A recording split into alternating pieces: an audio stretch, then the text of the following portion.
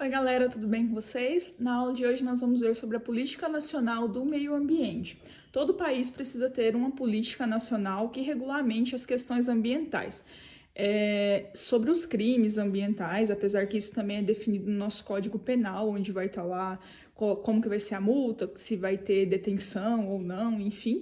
Mas também sobre questões gerais, né? Quem comanda, quem executa, quem ordena com relação a essas questões ambientais. Além de princípios gerais do que as leis ambientais elas precisam tratar. O que precisa ser cuidado, né, com relação à instalação de novas indústrias que podem agravar aí a situação do desastre ambiental, entre outras coisas, tá bem? Então, bora lá! Oh my God! Wow! Oh my God! Bem, como eu disse, todo país precisa ter uma política nacional do meio ambiente. A nossa política nacional do meio ambiente, a primeira, ela foi instituída no ano de 1981. E a nossa Constituição atual é a de 1988. A nossa Constituição, ela já contemplou, né, essa política nacional do meio ambiente que foi instituída em 81. Só que em 89 houve uma alteração, né, é o decreto mais recente que nós temos, a lei mais recente que nós temos, né, houve uma alteração aí dessa de 81. E nós vamos ter também alguns outros decretos regulamentando, de 83, e o outro é do ano de 1990, tá? A Constituição Federal, como eu já havia dito, ela já contemplou isso. Nós vamos ter também um capítulo, se não me engano, que é sobre essas questões ambientais também. Lá nós vamos encontrar alguns princípios que são importantes. Mas vamos lá a esses princípios gerais.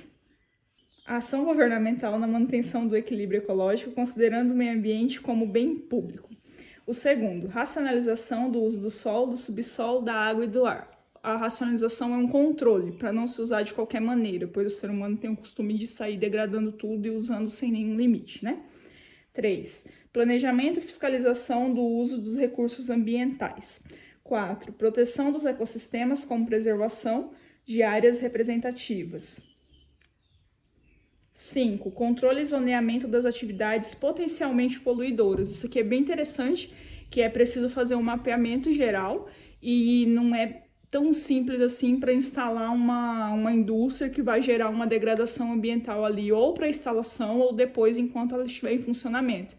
Existe todo um mapeamento, um zoneamento, e, por exemplo, no estado de Rondônia pode ser instalado mais tantas usinas, por exemplo, hidrelétricas. No município lá de Mato Grosso pode ser instalado mais uma usina de cana-de-açúcar. Enfim, independente da indústria, vai ter o zoneamento e eles vão precisar de um licenciamento ambiental para que aquilo seja autorizado a ser instalado e ficar em funcionamento ou não, tá? Porque vai ver a questão de quantas indústrias, quantas instituições poluidoras, né, devastadoras vai ter ali naquela região e vai ver se já está no limite, se pode, se não pode, porque às vezes já tem uma quantidade muito grande de instituições que vão estar causando aí devastação ao meio. 6. Incentivos ao estudo e à pesquisa de tecnologias orientadas para o uso racional e a proteção dos recursos ambientais. Isso aí é bem bonito no papel, mas na vida real não tem muito. Na verdade, no Brasil, o Brasil sofre uma dificuldade, tem uma dificuldade bem grande aí com relação a incentivo à pesquisa. A gente vê agora, durante a pandemia, que muitos outros países se destacam aí à frente, e o Brasil ele fica um pouco para trás, e não por falta de profissionais que fariam um excelente trabalho aí descobrindo, criando coisas que seriam importantes aí para eliminar, né, ou pelo menos para diminuir os índices de pessoas contaminadas pelo Covid-19, por exemplo, que é o que nós viemos enfrentando. Mas por falta mesmo de recursos, não tem como fazer pesquisa sem dinheiro, muito menos pesquisa laboratorial. Mas até mesmo para pesquisas relacionadas ao meio ambiente é previsto, né, que o governo incentive esse estudo e essa pesquisa. 7. Acompanhamento do estado da qualidade ambiental. 8. Recuperação de áreas degradadas. 9. Proteção de áreas ameaçadas de degradação. E 10, que é o que nós vamos focar, que é o que a nossa disciplina pede, né, um enfoque maior. Educação ambiental formal e informal em todos os níveis do ensino e a coletividade. pois o curso de vocês, ele é licenciatura, é voltado para essa questão do ensino, e essa questão da educação ambiental nas escolas gera uma polêmica bem grande, porque geralmente as pessoas, né, os profissionais de educação, eles vão lembrar de falar da educação ambiental quando é o dia, semana do meio ambiente, que é no mês de junho, né? Mas no resto do ano isso nunca é lembrado. E muitas vezes isso sempre sobra para o profissional que está trabalhando ali ciências, ou química, biologia, sempre sobra para esse pessoal aí, porque já faz parte, já tem alguns conteúdos que vão estar relacionados à educação ambiental, e às vezes fica alguma coisinha pro pessoal da física, mas geralmente o pessoal da biologia é o que acaba sendo responsável para fazer alguma coisa nessa semana do meio ambiente, mas tirando isso, geralmente não é feito nada. E enquanto a educação ambiental ela não for contemplada por todas as disciplinas, enquanto as pessoas não incluírem a educação ambiental no cotidiano delas e começarem a repassar isso de uma forma que seja efetiva e que surta efeito, né, para os nossos crianças, nossos adolescentes, vai ser difícil ver essa diferença aí ao longo prazo surgindo. Prosseguir. Além disso, nós vamos ver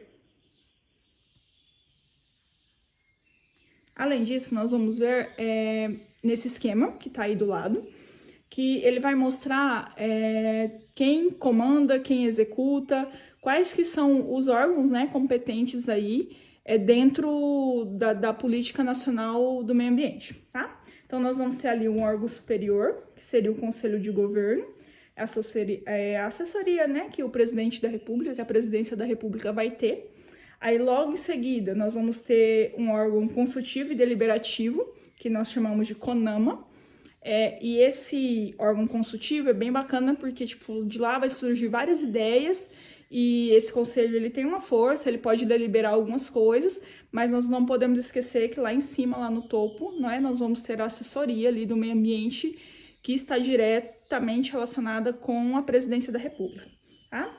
Aí nós vamos ter também o órgão central, que daí vai vir o Ministério do Meio Ambiente, por exemplo, e essa questão aí do Ministério é bem problemática, porque geralmente, né, vai e volta, vira e mexe, estão querendo unir o Ministério do Meio Ambiente com outros ministérios que nada tem a ver e que muitas vezes até vai de confronto com o meio ambiente. No início desse governo, nós vimos aí que queriam unir o Ministério do Meio Ambiente com o Ministério da Agricultura. Não faz sentido algum, são duas bancadas que, tipo, vivem se confrontando, porque o meio ambiente ele vai tentar uma redução aí de agrotóxicos, por exemplo, uma redução de desmatamento, e o Ministério da Agricultura, ele quer saber de produção. E nós sabemos que o nosso país é um celeiro agrícola, então isso gera dinheiro. Agora, preservação não gera dinheiro. A gente gera vida, na verdade, porque do jeito que está sendo devastado, não se sabe, né? Daqui quanto tempo a nossa espécie ainda vai resistir. Aí, por exemplo, surge uma doença nova, ninguém imagina que os desastres ambientais estão totalmente interligados no surgimento de doenças novas, por exemplo. E as doenças novas, elas diminuem a quantidade de vidas, porque até surgir vacina, até surgir cura, enfim. Então, essa questão do meio ambiente está totalmente interligada à vida, mas nós sabemos que o ser humano, né, na sua vaidade aí, na sua ambição, ele está interessado em questões econômicas, em dinheiro. Então, se o Ministério da Agricultura quiser usar mais, tipo, liberar um número maior de agrotóxicos para a produção aumentar, né, os limites de desmatamento para que a produção também aumente e assim aumente o dinheiro, vai ser uma decisão, assim, da galera do Ministério da Agricultura, vai ser uma decisão meio que unânime. Já o Ministério do Meio Ambiente, ele deveria estar, né, no oposto, para confrontar e mostrar que não é bem assim, mostrar quais seriam os contras dessas situações. Colocar os dois juntos não faz sentido algum, mas foi uma discussão que teve aí logo no início desse governo atual, que nós estamos vivendo aí. Aí um órgão executor, o IBAMA, por exemplo. O IBAMA, que ele vai estar abaixo, né, tanto do órgão superior, do órgão consultivo deliberativo, que é a CONAMA, do órgão central, o Ministério e tal, e ele vai estar ali para executar essas legislações que são deliberadas, que são criadas, que são alteradas, e, tipo, lá tá dizendo que os licenciamentos só vão ser liberados para determinada quantidade, tipo, vai liberar que desmate tantos metros quadrados se tiver tantos metros quadrados de plantação nativa e assim por diante. O IBAMA ele vai ser o órgão executor que vai lá mesmo na prática, os funcionários do IBAMA, né, eles têm que ir lá na prática fiscalizar, ver se está acontecendo, multar se não estiver acontecendo, liberar ou não liberar.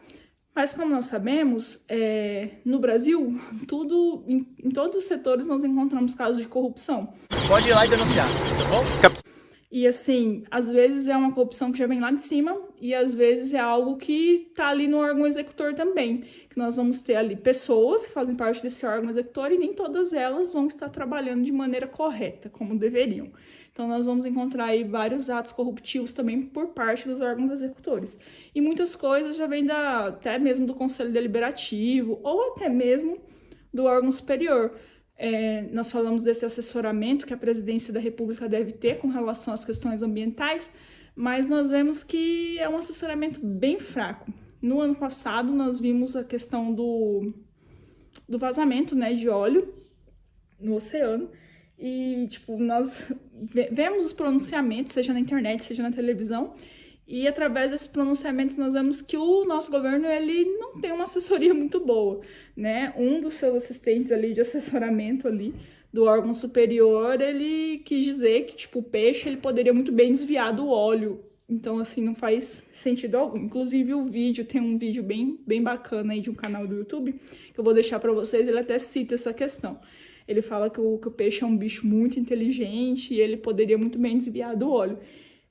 E a gente sabe que isso não tem nem o que discutir, né? Não tem nem o que falar. O peixe é um bicho inteligente. Quando ele vê uma manta de óleo ali, capitão, ele foge, ele tem medo. Então, obviamente, que você pode consumir o seu peixinho, né? Sem problema nenhum, lagosta, camarão, tudo perfeitamente sano.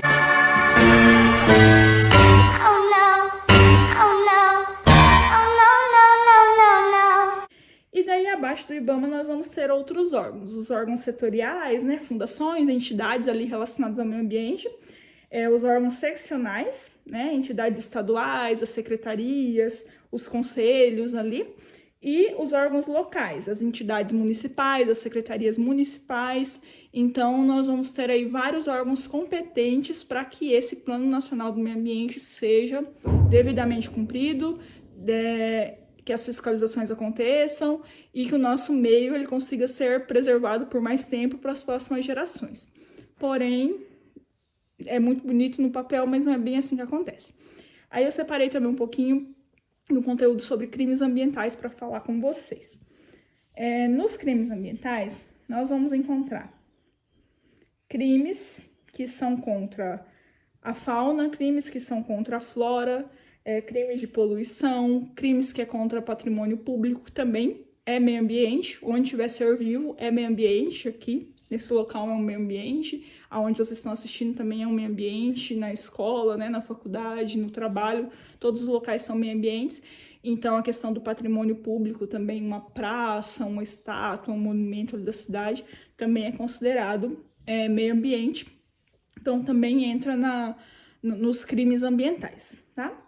Nesses crimes contra a fauna, agressões, o fato de matar um animal silvestre, exportar, traficar, a gente vê muito nessa questão de tráfico de animais, essa questão de matar, a gente escuta muito senso comum falando, mas no Brasil matar um animal é pior que matar outra pessoa.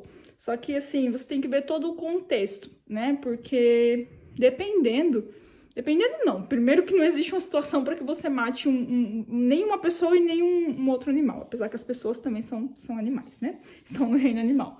Mas não existe nenhum contexto que justifique isso. Mas se você for parar para pensar na capacidade raciocinante daquele animal que morreu com a de uma pessoa, né, que morre ali em uma discussão, em alguma coisa, a pessoa teria muito mais habilidades, muito mais condições de se defender do que um outro animal silvestre. Ou até mesmo animal doméstico, né? Porque também entra. Muitas vezes tem pessoas que criam animais em casa, mas simplesmente para explorar, para maltratar, né? Os maus cuidados ali, os maus tratos aos animais domésticos também se enquadram em crimes ambientais. Mas se você comparar um animal que sofreu uma agressão, que foi morto por uma pessoa, ele tinha muito menos condições do que um outro ser humano que se envolve, né, em alguma briga ou que já estava sendo ameaçado de morte, né? O ser humano já estava sendo ameaçado de morte, ele tem condições, né, de fazer uma denúncia. Não que isso talvez salve a vida dele, mas ele tem. Um animal não. Um animal de outra espécie não. Então a gente tem que ver todas essas questões também. E não é que é mais rígido, né? Talvez a forma que o Código Penal é executado acabe favorecendo e talvez não. E com certeza as pessoas, como têm o ego muito elevado e se sentem muito acima das outras espécies, acabam olhando assim, comparando que seria muito pior, né, matar um animal aí de outra espécie do que um ser humano.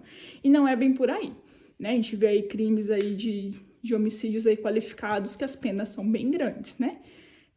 E já a questão de matar animais geralmente se soluciona com o pagamento ali de multas, tá? Aí nós vamos ter o crime contra a flora também, que é contra a vegetação, desmatamento, queimadas, né, que foram provocadas ali, no caso, né, que nós vamos ter as queimadas acidentais também.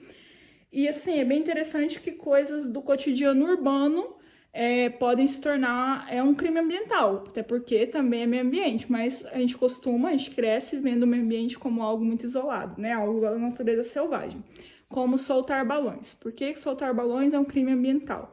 Porque ele pode provocar um incêndio. Então, se cair numa região aí, né, onde vai ter muita vegetação, aí que esse incêndio vai se espalhar de uma maneira aí mais rápida, tá? E daí se torna um crime ambiental. E se cair numa região também que não é uma vegetação nativa, também é um meio ambiente, ali também tem seres vivos, então por isso que soltar balões é crime ambiental. Então é um dos exemplos aí que nós temos de atitudes aí que são corriqueiras de um ambiente urbano e que está totalmente relacionada a crimes ambientais, tá? Aí nós vamos ter também a poluição, né, que também se enquadra como um crime ambiental. Na poluição, até mesmo a disseminação de doenças, pragas, que está totalmente relacionado, né? Não apenas, por exemplo, a disseminação de algo que possa agravar a agricultura de um local, mas até mesmo, por exemplo, os lixões, né? Os lixões não deveriam existir mais, ainda existem. Ou as pessoas, elas criam seus mini lixões, né? Tem um terreno vazio ali, vou começar a jogar lixo e começa a jogar esse lixo e pronto, aí ninguém segura mais. Aí o outro vizinho vê também eu jogando e cria ali um lixão, né? Não tão grande como os que a gente já conhece, que geralmente todas as cidades têm ou já teve algum, né? Mas ali vai acumulando uma quantidade de lixo, vai gerar chorume, vai liberar gases, né, tóxicos, e isso vai atrair animais que são peçonhentos e que podem favorecer na disseminação de doenças. Então, coloca em risco a saúde, né, a vida das pessoas ali ao redor, até mesmo a vida da própria pessoa que foi lá jogar o lixo, e é um crime ambiental, tá? Que está fazendo mal ali para aquele ambiente e também para as pessoas que vivem ali, para os seres vivos que vivem ali. Prosseguindo, crimes contra o ordenamento urbano e o patrimônio cultural, como eu havia dito, né? Se destruir, inutilizar, deteriorar, alterar o aspecto ou estrutura sem autorização, pichar, grafitar sem autorização também, por exemplo, o muro de um órgão público, né? Ou até mesmo de uma propriedade privada que não seja sua, uma propriedade alheia também é um crime ambiental. Você está fazendo algo, está deteriorando algo, para você pode ser arte, a pichação não, que não é considerada arte, o grafite mas você precisa de uma autorização para fazer isso, a não ser que você esteja fazendo isso no muro da sua casa, né? Então tudo isso também entra como crime ambiental. Crimes contra a administração ambiental, aí vem aquelas questões de corrupção que eu havia falado, né? Sonega um imposto daqui, sonega uma multa dali, aí ganha por fora.